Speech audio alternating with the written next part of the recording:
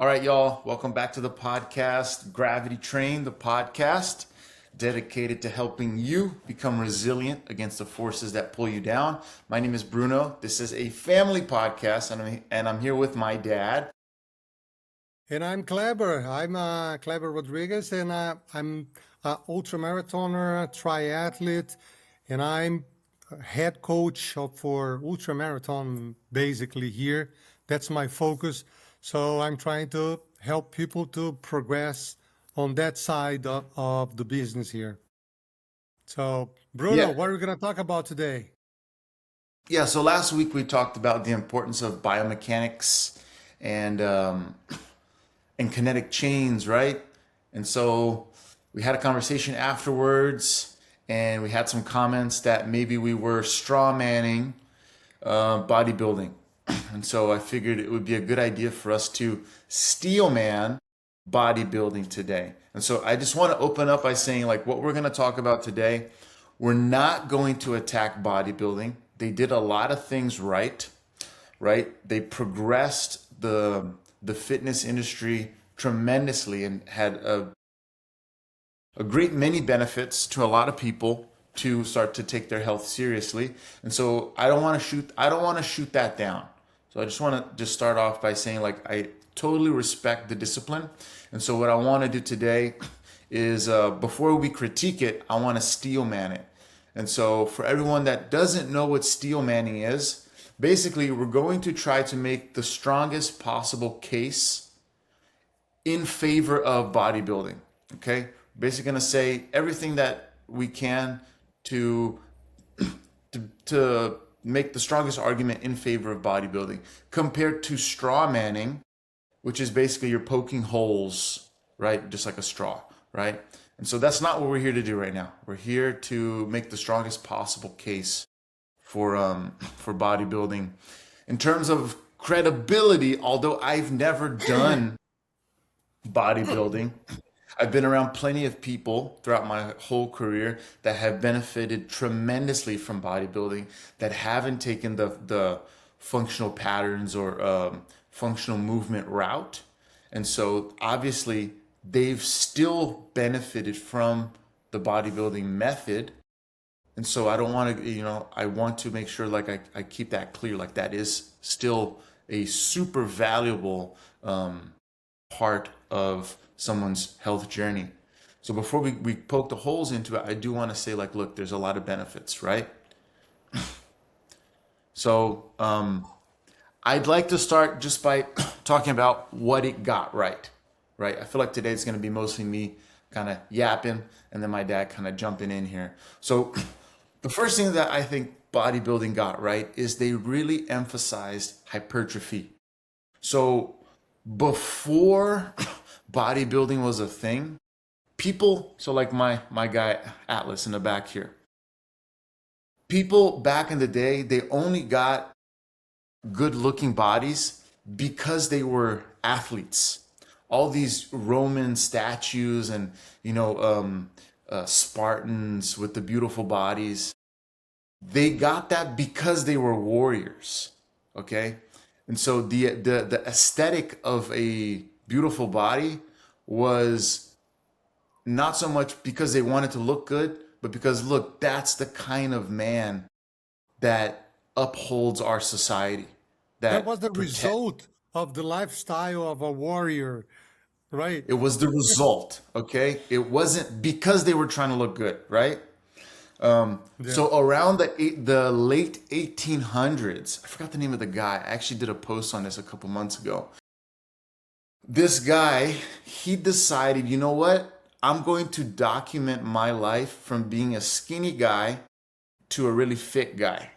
He was one of the first guys to actually intentionally train his body to look like a warrior without the intent of actually becoming one. And so that was in the late 1800s. And that was the Uh-huh. first documented case of somebody doing bodybuilding. Once he showed his results and he posted it on, I guess back then was like magazines, right? Or like pamphlets.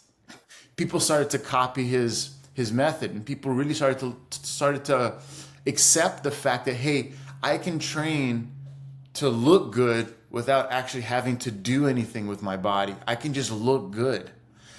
And so that was great because a lot of people were probably just resigned to this is just what I'm going to look like, right? Yeah. And so the benefit was hypertrophy. People started to actually put on muscle, and then muscle actually is a great catalyst for aging well. The more muscle you have, the more your brain works well, the more you're able to actually move in space. And so hypertrophy was probably the biggest thing that bodybuilding contributed to the mainstream. This idea that you can just, as long as you have on muscle, you're gonna get benefits. You might move like shit, but it doesn't matter. It does not matter because you'll at least get the benefits that the muscles provide, right? Mhm. Yeah. Okay, and so I'm just kind of going down the list here. The second thing that I see that bodybuilding did absolutely right is they really emphasize the mind muscle connection. They Yeah. really made it important for people to understand like your brain and your body are not separate. They're the same thing. And if you can concentrate on the muscle, you can make it grow bigger. And I feel like that's even, it goes beyond just like the aesthetic, but it really teaches you concentration, like focus, discipline, because you have to really use your brain to feel what muscles you're trying to turn on. And so like I love somebody like Arnold Schwarzenegger. I have his book over there, right there. Where I mean, he not only was he a bodybuilder, but man, he was a politician. He's a Real philanthropist, estate. real estate. Like the That guy was his is, first. That was his first. Was how he first became a millionaire, right? Real estate was the first thing. I didn't know that. Yeah, yeah. That I don't know. I watch a documentary. So yeah, there we go. What was the book that I read? I don't know, but it's amazing, Yeah, no, amazing life. this is his first book. This is the Encyclopedia of Bodybuilding. Oh, it's not like It's like it. not his biography. This is his. This Okay. is the first book he ever wrote. Yeah, of like how to work out, right? Yeah, what I Um, read was like biography. Yeah. yeah, yeah. And so like you know you listen you think of somebody like that and you don't think of a meathead. You think of somebody that's like using their brain, right? And so it's like you got to give credit where credit is due. Like the guy knows how to use his brain, right? He In this developed room, a just to not cut you off a little, but the bodybuilding was actually the first of this in this fitness industry that inspired all the other fitness kind of in terms of mind, body, all these other things that came after that we have today were inspired in one way or the other with bodybuilding. Not so absolutely. much focus, of course, in building muscles, but a combination of movement and muscle and vanity, right? So like being like more flexible, and that's where we're gonna come in later with all these other fitness programs that we Yeah. have, right? Yeah. No, It's we're gonna tie important this in. to emphasize. Yeah, but yeah, just to kind of put a bow around it. It's like bodybuilding did a really good job of one, the hypertrophy, two, of that mind body connection to make sure it was real and not underrated, right? And then lastly, I think I just said it right now, was this idea of it really does help you age well. Like people that are old, right? And they're probably already like calcified from 70 years of like moving badly and they've like lost their like flexibility, they can still put on muscle and that will still be better than doing nothing. You know what I mean? And so like it's better that if I had to choose between having someone become flexible or having someone put on muscle, I'd have them put on muscle than making Yeah. them flexible. You know what I mean? Because flexibility can happen later. And there's too much, you can always have too much flexibility. But I feel like having too much muscle, it takes so much effort to go from just enough to too much. It's really almost impossible to do that, right? But too much flexibility, that's real easy to do. Yeah, that's way too easy to do, right? And so that's kind of our steel man argument. It's great for hypertrophy. It's made it a legitimate practice, something that beforehand was like, if you have muscle, it's because you're a wrestler or because you're a construction worker. And it was like, I can't do that. And so they made it accessible to everybody. You just work out, you can put on muscle, just like these people in everyday life, right? They made sure the mind body connection was real. I think that's really important to say too, because the athletes like Atlas that we look up to, they're the way they are because they're so good at feeling how their body moves, and bodybuilding taught you how to do that in a less dangerous way, right? Because like you want to look like that guy, you're gonna have to wrestle lions. But if you don't want to wrestle a lion, just push a bar up and down, and you'll still have to, understand. Okay, how do I get my chest to really push? And that's great, right? They emphasize the muscle mass as a way to prevent aging, which was good. And I think I didn't mention this, but in our last podcast, we talked about how it's important that we link muscles together, right? Like if you have weak butt muscles, then you have to understand how to activate the core. So you kind of send signals back to your glutes because the glutes and the core work together. Now, I'm still in favor of this way of thinking, but I am steel manning bodybuilding. And so I'm going to say they're really good at isolating problems. If you have no power in your glutes, they're going to isolate your glutes and they're going to go, okay, you have no power here. Let's make this, let's fucking turn this on. And that's great. That's great because some people just, they're so scattered in their brains that isolating something down to just one muscle, just one thing, is better than nothing, right? Or expecting them to think globally.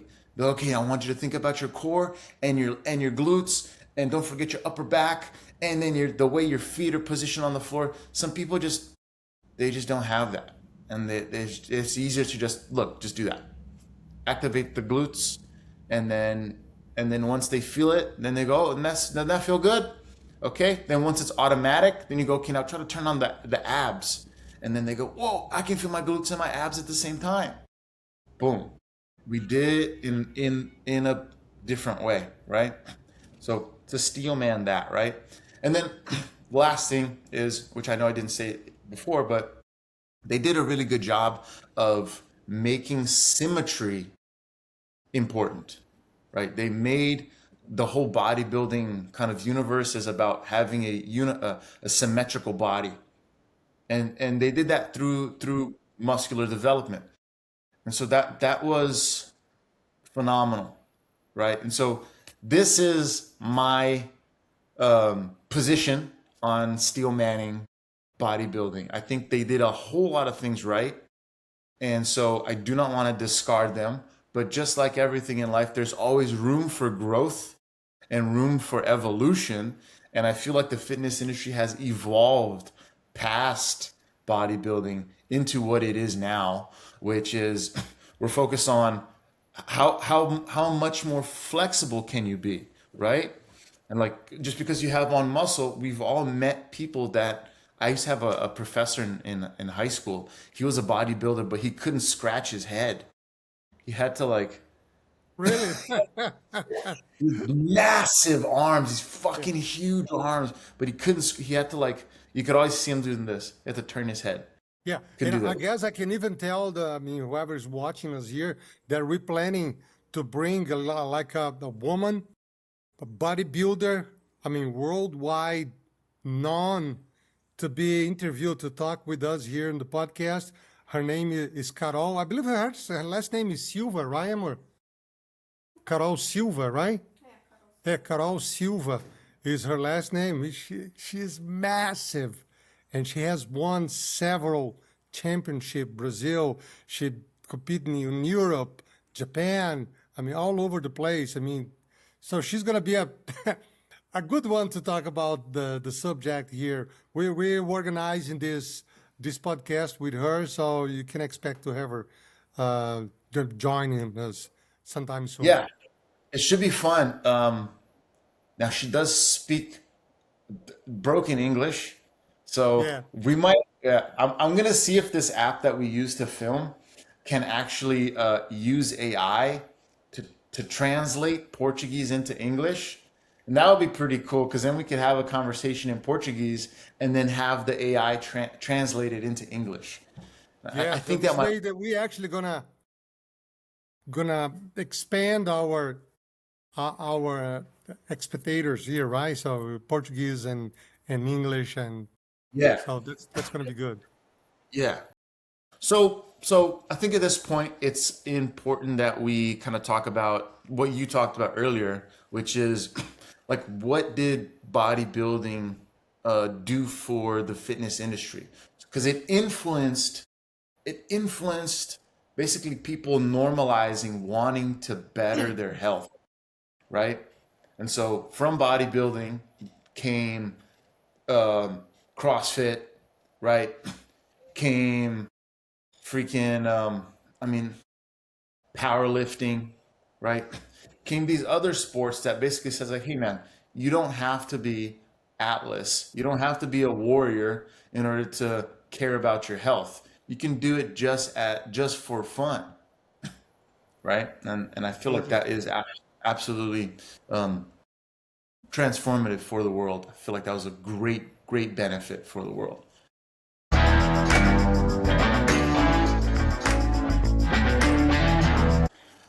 All right, we're back here after our little break. So I think we've made a case for steel manning bodybuilding, and I think you and I are both in agreement that there's a lot of benefits that it did to the general population, and it made chasing health acceptable, right?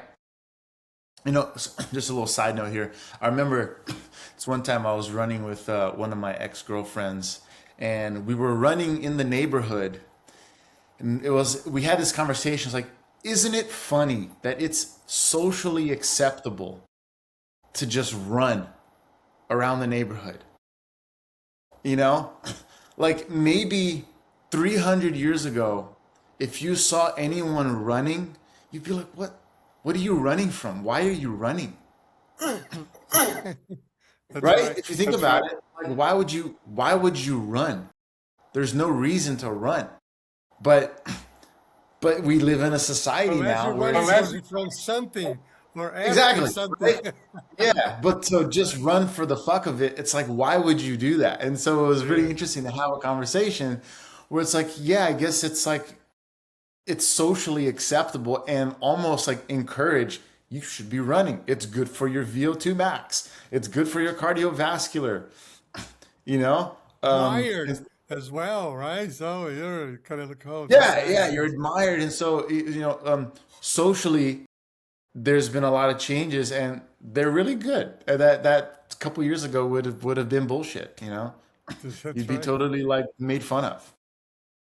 So we want to just get that out the way.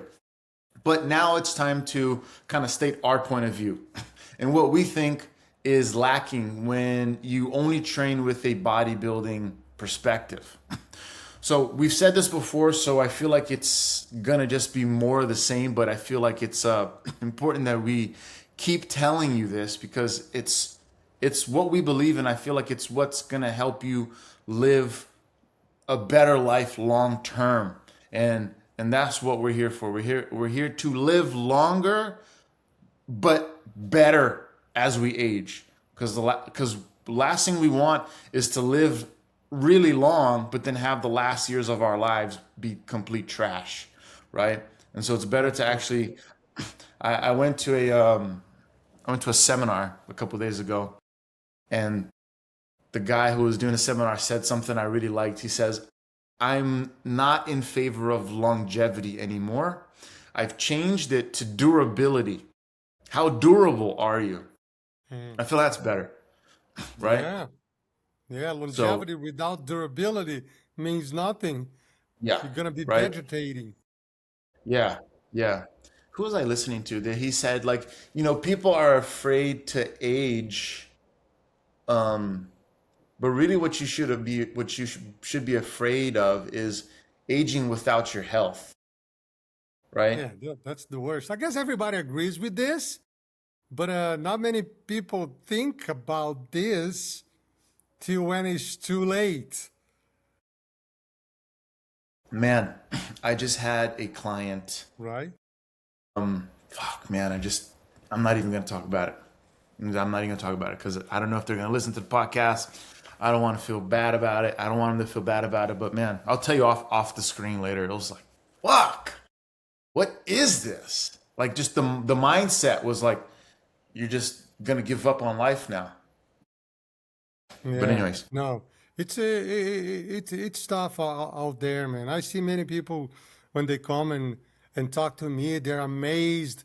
Like, "Oh, how can you run this many miles? How can you run this many hours? I can run this, I can do that." I mean, you can do whatever you want, man. Look at me.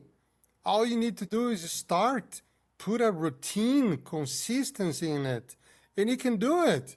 If people can say, I'm not the kind of guy that's going to spend time in the gym building muscle, even because, I mean, we are in line to in what we believe here, more in movement than muscle itself.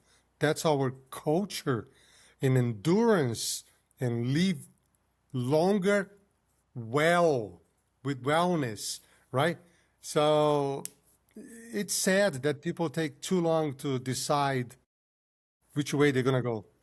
yeah, I do want to say this. It's like you can live a very long life being a bodybuilder. You know what I mean? Like you can put on muscle, you cannot focus on VO2 max, you cannot focus on gait, you can absolutely just neglect flexibility and you're better off than someone who doesn't do that, right? So I want to put it out there like I know plenty of people that are in their 60s and 70s and 80s that never did any of this, never did any of the gait cycle stuff, and they look fine. You know, my question is, how much better would you be if you also focused on that? That's my only argument. You know what I mean? I'm not telling you to stop doing it, but what if you, like, how much of what you're doing is actually helping you? You ever heard of the Pareto principle? 80% of your results come from 20% of your actions. Oh yeah, the 80-20 rule. Okay. 80/20 rule, right? So Yeah. it's like you think about like how much is he doing that if he stopped doing, it wouldn't change very much of his results. You know what I Yeah. mean? So that I find that interesting. And works for everything, man. Everything. So yeah, I tested this rule already, and absolutely truth. Absolutely truth. And one of Awesome. the things that talking about muscle back again, I mean the people that defend the bodybuilding, uh, seems like they focus, okay, the most important muscle in your body are the legs, because I mean the legs are, and I agree, right? But they just think, okay, when you get old, what you gonna need? You're gonna need your legs to sit in the toilet, to sit on the chair, get up and down. But I mean, give me more than that, right? I just learned this. I just learned this. It's just really interesting. So I think you're gonna like this. And so people say legs are very important, and you need to have well-developed leg muscles in order for you to age well, get up and down chairs and all this In shit, right? body, I mean, blood flow and all that crap, right? So that Yes. we know that, yeah. Which is absolutely true. What they Yeah. don't tell you is, did you know that a runner, a sprinter, right? You saw those videos of those like 70, 80-year-olds Yeah. sprinting? You ever see Yeah. those videos, right? Yeah. Yeah. Okay. Incredible. This is a perfect example. People that sprint, when they hit the floor, you know this, you're a runner. You hit the floor with 4 to 9 times your body weight, right? When you hit the floor, like if you weigh 200 pounds, you're probably hitting the floor at a force that's generating like 600 to 800 pounds into the floor, which is crazy to me. Now, if you think about it like that, if that's true, then if we just lifted muscle, if we just lifted heavy, we would be even faster, right? Does that make sense? Right? If I run and I hit the floor with, if I hit the floor with 4 to 9 times my body weight, right? If I could lift that weight, if I could lift that amount of weight on a deadlift, I would probably be faster, right? Well, because I mean, on the running, and that's the goal of a runner. Put the minimum stress in your quads, in your body by timing and catching the momentum and minimizing the impact by positioning your legs right under, your quads and all that. So, but that's the biggest goal, This is minimizing my that. point. This is my point. If you focus on bodybuilding as a way to become faster, you're not focusing on momentum, right? And like having like a spring, being able to like coil and then release. And Yeah. that's that's the equation that they miss. Is they go, oh, if I have more muscle, then I'll be strong, I'll be faster, right? And there's plenty of examples of runners or like NFL players that get hired to be sprinters and these fast runners, but they have no muscle. They're just really fast. And then their coaches go, if you have more muscle, you'll be faster. And then what ends up happening is they get slower and they get injured. You know what I Yeah, mean? there's a formula right there. How much is too much? How little is too little, right? So that's but definitely more muscle not always means faster. Yeah. Yeah, the I don't know what that equation is, but what I do know is the role of fascia is something very new that people don't talk about, and how you can train your fascia to absorb weight differently than your muscles. So for the example of like hitting the floor, Yeah. right? When you hit the floor with the 4 to 9 times your body weight, what's absorbing that force isn't your muscles, because it's almost impossible to lift 9 times your body weight, right? But your fascia is so strong that it can absorb that and then redistribute it out like a rubber band, Hmm. right? And so I didn't know this. Did you know that fascia is 22 kilos of your body? It's almost 50 No, pounds. really? Yes. Wow. And so so I It's a didn't know this, lot, but Bruno. It's a I know it's lot. crazy. I know. I know. 22 kilos of 22 fascia. kilos. But doesn't Kilos. that differ? I mean, of Yeah. course, differs a little bit in the how height. I mean, how tall you are and all that. But generally Give or you have take. Give or take around 50 pounds of your body weight is fascia. And so why is this important? This is very interesting. Bodybuilding takes a old mindset approach, which is the same mindset that doctors used to take when they would dissect bodies, right? They would Hmm. take a body and then they would drain it of its blood, and then they would open it and they would cut out all the white stuff that was covering the muscles, because they're like, that's just filler, that's just the whole things together, that's not really that important. That's fascia. That's the stuff that helps you feel where you are in day-to-day life. That's what helps you with like this little shit right here, to like feel like, oh, I can have to touch it this hard, only this Yeah. much. That's what fascia is. It's really good at like sensing your environment. Muscle just makes you do this, but it doesn't teach you how to finesse and feel your world. Does that make Hmm. sense? Yeah, And yeah, so yeah. that's what bodybuilding lost. It lost the nuance of tact, of, you know what I mean, of like detail. I find that really really interesting. There's so many videos out there of people doing the same exercise, but one is fascia driven and the other one is muscle bound. There's this Mm. really cool video. Maybe I'll try to find it for you, of an MMA fighter jumping on top of a box with a bottle of water on the box. Okay? And so the guy jumps on top of this box and he's able to balance his body so the bottle of water doesn't tip over. Does that make sense? And then they'll have someone who isn't like a professional athlete, but is still an athlete, do the same thing, and the bottle of water will just tip over. And so they don't have that like sensibility of, okay, I need to put my weight here, and then I need to like wait a little bit before I put more weight in. Hmm. You know what I mean? Makes And sense. so muscle doesn't teach you that. Muscle just teaches you power, boom, explosive, right? Up and down. It's like what is the word? Muscles. It's like raw force, Exactly. It's just raw, just fucking donkey raw force. power. Yeah.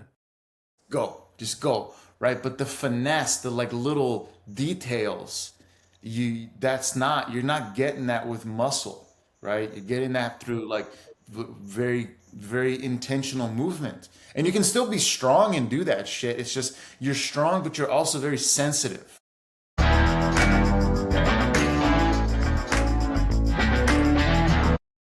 All right, so we're just gonna finish this last part here because time is running and my dad's got to be somewhere.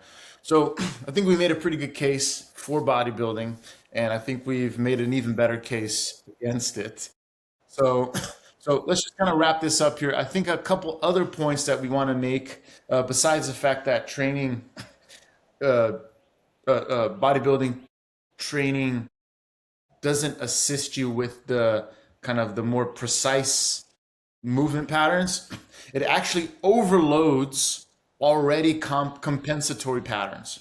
So for most people, I find that maybe more men is they train a lot of the front of their body, right? And if you're a desk bound worker, you're already contracting the front of your body too much, and so you're putting more stress on a body that's already stressed in the front, and you're just going to be kind of overloading your structure, and everything in the front is going to start to compress. And you can understand how that's going to change posture. You're going to look more rounded, although you'll look good and all that jazz. But again, we don't have to talk about the movement patterns. The second problem that I see is there's no rotation. Man, tell me one 5 minute increment of your life while you're actually moving in space, besides sleeping, where you're not rotating. There is none. There is none. Unless you're sleeping or meditating, you're going to do something like this, right? And if you're not training your body to do that with the correct muscles, you're going to have stiff neck, stiff shoulders, stiff lower back, stiff knees. It's just we've seen plenty of stories. And so like for example, the your buddy that just started running with you. Tell us about that story. I think you told it last week, but tell it again.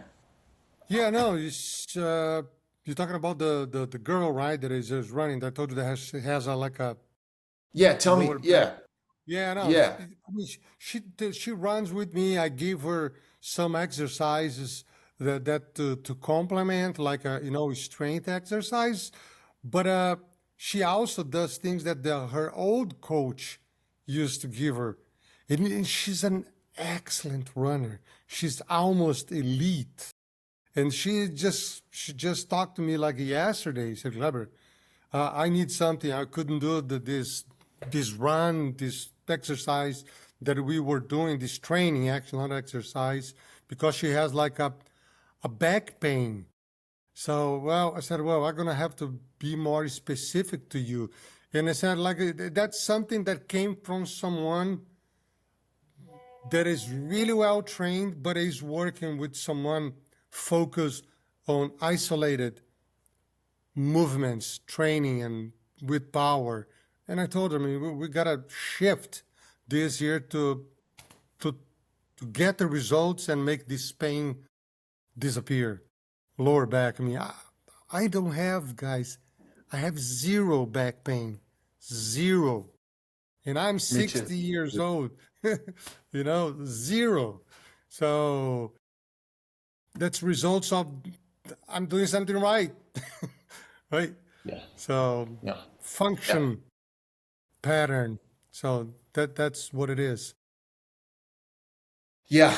And so that's just one result, of course, like on my end too. I mean, yeah, man. I mean, clients that train bodybuilding. I have clients that come to me and they go, "Hey, I have lower back pain. I go to the gym 3 times a week, but I can't. I just nothing works." I'm like, "Okay, well then, you know, let's change it up. You can do the same exercises, just add rotation. You want to do a deadlift? Add rotation. And do a rotating deadlift. Fucking weird, but it works. You know, you want to do pull-ups? Do a rotating pull-up. It just add rotation. It's like your body is a dry towel. You know those old towels you'll find like in your grandma's house where it's like, how long has this been here? It's all dry and it's like old, and you kind of crack it open and you go, whoa, that's old, and then it kind of like crumbles. You add water and you go, oh, that's actually it. That's a towel.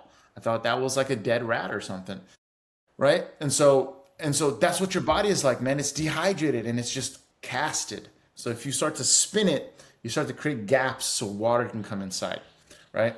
That's And so exactly. so we're just gonna finish this here. Um, you know, the biggest takeaways that I want you guys to leave with is like, look, there is a place for isolation. If you don't know what muscle you need to be feeling, isolation is the first step. It is the first step. You need to know, you need to feel this muscle right here, okay? This is the muscle you need to feel, not your lower back. You need to feel your glutes.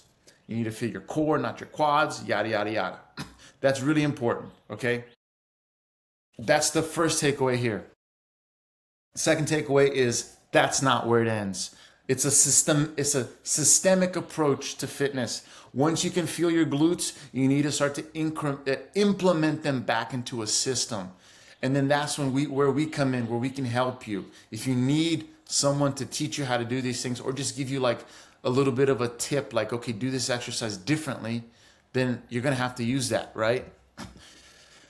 And then lastly, man, it's like at the end of the day, everyone's goal is different, right? And so if you want to look good and your goal is like to be a bodybuilder, do that. And I'm all for it. And if your goal is to live well into your 70s and 80s and move well, do that. You can mix both, okay? I would encourage everyone to mix both more than focus on one or the other, because even though I am absolutely in favor of functional fitness and all this stuff, I still do vanity shit every once in a while. Because yeah, I want to have my shoulders looking big, and so maybe I'll do a set of like just okay, that's my shoulder. Okay, I'm gonna do some of those, and then I'm gonna incorporate it back into something else, right? And so I don't want to be a hypocrite here, because every once in a while I get caught in the vanity trap too, right? And so, you know what I mean? Everyone has a little bit of that, although I try to do it less than others to be an example for you guys. So that's basically my big takeaway, man. I mean, the best athletes in the world, they don't train like bodybuilders. The best athletes in the world, they, they might do a little bit of bodybuilding here and there to just keep their couple of their muscles looking good, so they look good, yada yada yada. But they don't train like bodybuilders. They don't. Okay, they train. You got to think, why was the gym even invented? The gym was invented for Atlas. The gym was invented for people like him, so he could train his body to do the thing he was meant to do, which is serve and protect, right? Or Olympics, wrestling, and all this shit, right? It is only later that it became a kind of a hub for vanity.